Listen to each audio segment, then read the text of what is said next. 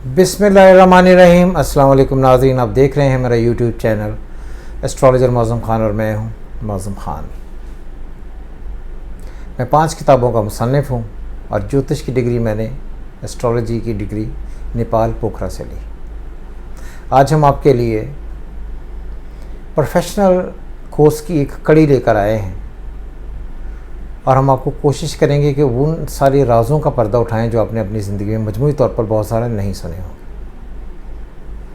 अभी मुझे कुछ दिन पहले फ़ोन आया कि एक साहब का कि उन्होंने पूछा कि साहब कोई ऐसा हर्ज़ को बनाएं या हमें ऐसा चैप्टर पढ़ाएं जिसमें हमें ये बात समझ आए कि वो तमाम लोग जिनकी शादियां नहीं हुई, ज़िंदगी में शादियां नहीं हो पाईं, या जिनकी शादियों में ज़िंदगी में शादियां नहीं लिखी हैं, उनके चार्ट कैसे होते हैं।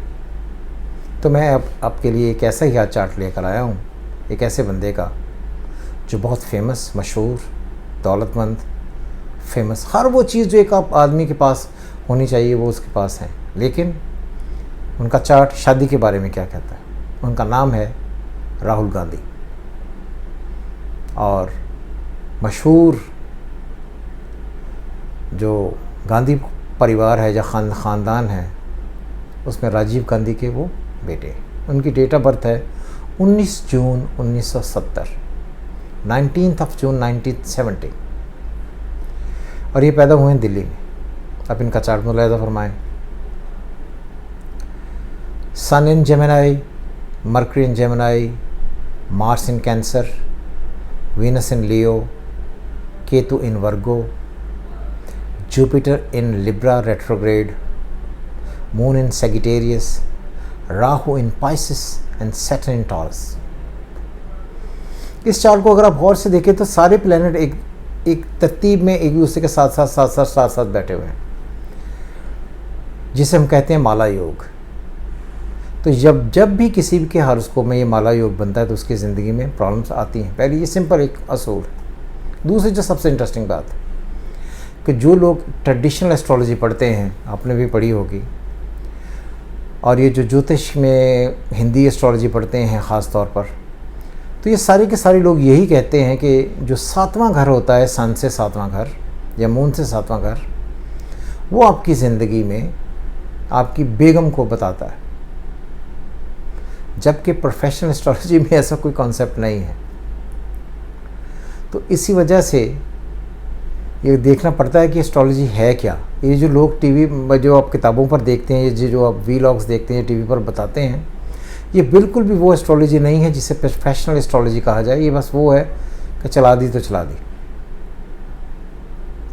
तो इसमें अगर आप देखें Sun, Mercury, Moon, Venus, Jupiter, Mars, by birth सारे के सारे प्लैनेट अफ्लिक्टेड जब हम कहते हैं तो इसका मतलब होता है नेगेटिव है।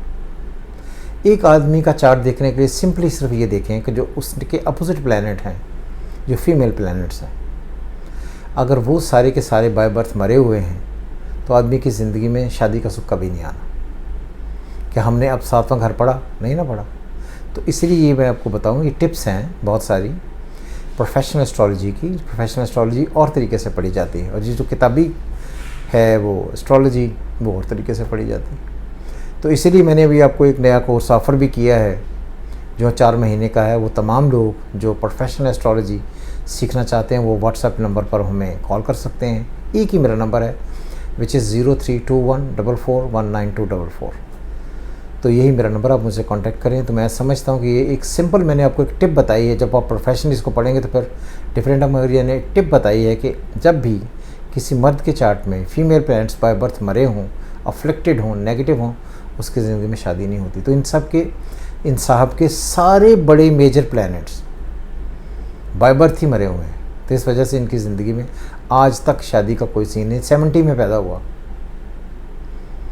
इसका मतलब है कि 40, तो अगर आप 80 से लगाएं तो 40 तो ये बन गए 220 तक, 54 years, but unfortunately no marriage.